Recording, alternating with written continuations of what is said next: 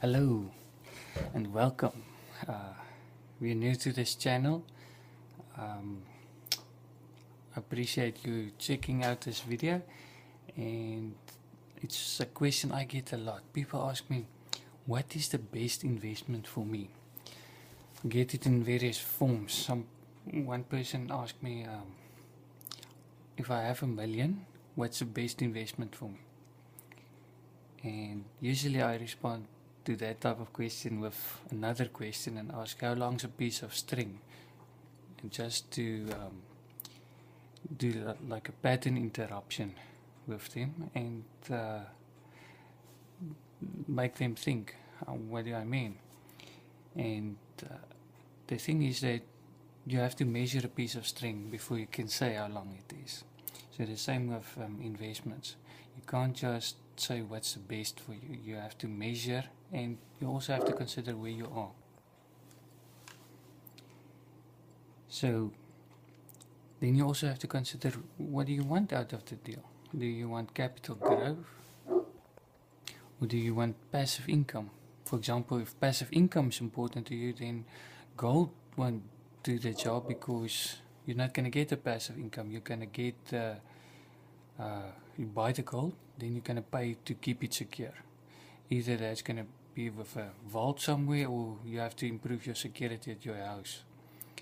So there's cost of ownership, and you're not getting something back for that now. But property, for example, if you buy the right kind of property, then you can cover your mortgage on it, and you can cover your insurance and your taxes, and still get some extra income. That would be more like a passive income. So the different options: stocks, bonds, property, gold and silver, are just different vehicles. So it depends on your plan. And so your plan meaning what's your goal and how are you going to get there. For example, if you have a travel plan, let's say you want to go from South Africa to Canada, you have to use different vehicles for different stages. For example, if you're in a city or town that doesn't have an international airport, you'll have to drive there, or go with a bus, a taxi, or a train, or ask a friend to take you. So that's all different options, just like you get different options with stocks or bonds or real estate or gold and silver. And so let's take just a car, for example. You can go with your own car, you can pay a taxi, or you can ask a friend. That's different options on the same vehicle. So in gold, you get different options. You get physical gold, you get certificates, and you get a co-op, and where you can buy a portion of something. And the same with stocks. You get mutual funds and various other options and vehicles. So anyway, you can then when you get to the airport, you get onto a plane, which is a vehicle again to take you overseas. So usually a person would tell you, no, stocks is the best, or gold is the best, or property, but that's because they sell it usually, or they are so passionate about that thing because they made a huge amount of gains about in that specific vehicle in the past. For example, you get a lot of adverts now. If you only bought Bitcoin when it was $3, and now that it's $11,000, you would have made so much money. But past success is not a measure of future success, although you can keep that in mind, but you don't know the future, and we can't predict that. So anyway, back to the question that the person asked me, if I had $1 million, what would be the best way to invest that for me? And like I said, that depends. Maybe the person mentioned the amount because they thought the amount is a big factor. Because if you have $1 million, you can invest that different than when you have only $100 per month. And that's kind of true, but that's not the only consideration. It also depends on what you want to do and the plan. So, for example, if I had $1 million, I might want to buy farmland and foster children because I like children. Or if there's some weird red tape, like I have to earn a certain amount of income, or I have to be a certain religion or something to have to be able to qualify to foster children, and I don't have that qualification, then I would maybe do property for students or people in a wheelchair that's looking for a cheaper type of accommodation. But when you go into property, you might want to do it for the same reason than me, or even just to clarify, I want to satisfy my need to contribute, where you might want to satisfy your need for financial security or freedom, or to make your mark and stand out, be different. So, for example, if security is important to you, or freedom, then you might want to do it differently, because then the income portion is going to be a major factor for you. Not the fact that you help somebody in a wheelchair to afford a house, for example. Now, not that one is better than the other, it's just depending on your situation, because if you don't have money and you want to provide for a family, then you should do that first before you take care of other people. So anyway, Bitcoin, gold, silver, metals, or real estate property, stocks, what's the best? So passive income wise, anything that you can buy and rent out and make a profit on, that's more than your cost of ownership. So property, equipment and stuff like that. And let's say you're somebody that think or know, not think, but know is a fact, because you can look that up in all the encyclopedias, and you will see that there was never a fiat currency that survived. They always collapsed.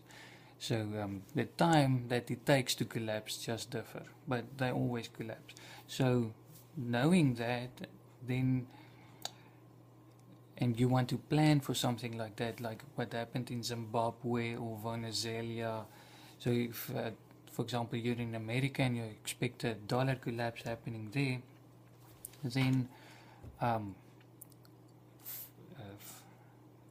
stocks and mutual funds and stuff that's measured in dollar amount. So for example, if you're going to buy a property or a portion of a property in a type of fund thing that's linked to the dollar amount, is not going to be very helpful in your situation. So for example, if you have $1 million under a mattress somewhere and the dollar goes down, and now with that $1 million you can only buy piece of bread or some toilet paper. I don't know how far it can fall, but let's say you expect that, then keeping cash is also not a good option for you. So, but let's say you had some gold earrings or a gold watch or gold ring, then you can at least use that, sell that at the new, because when the fiat collapses, they just bring another fiat, and oh no, this time it's going to be better. That's history repeating itself. So anyway, then for a period of time that is better, just because it's new and a new broom wipes clean. So or you had to flee the country, like what happened in Zimbabwe. The people had lots of money, they grabbed that money and then they get in a new country, and with 1,000% inflation, that money is not worth much, but the ring and the earrings and stuff they could sell in that new currency where they are now, or they can even barter with that. And the other person say, yeah, I like that, or I can sell that again, and they barter with that. So then gold and silver is a good option. So I trust that helped you clear the path, that you can figure out what's the best investment for you. And if you want more information, you're welcome to contact me.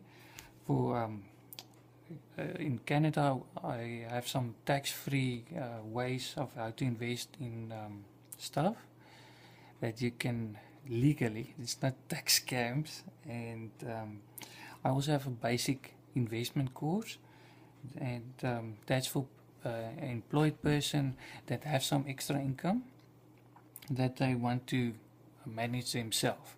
The reason they want to do that usually is because the banks only give them, or the experts give them 10-20% return on income, where if you know what you're doing, you can make much more than that with any type of investment. Some of my clients and friends, for example, of property, like I said, the right kind of property. If you find the right kind of property, you can make more than 200% easily. So some people now with Bitcoin, they made 4-5 times, so that's 500% growth, and that's not even in a year. Some people, so that's the reason why you might want to take responsibility for your own investment. Anyway, you are taking responsibility, but even if you give your money to the experts, because if the market collapses, they just say, the market collapsed, sorry, oops, I lost your money. And you don't see that. So the responsibility is always yours. But if you take responsibility for the growth too, then and you learn what to do, you have much better chances. So thank you. Please remember to like, subscribe, and share this if you know somebody, especially somebody that says, oh, this certain type of thing is the best, you should go into this. Then let's just help them open their mind that might be the best for a certain type of situation or plan. Thank you so much. Bye-bye.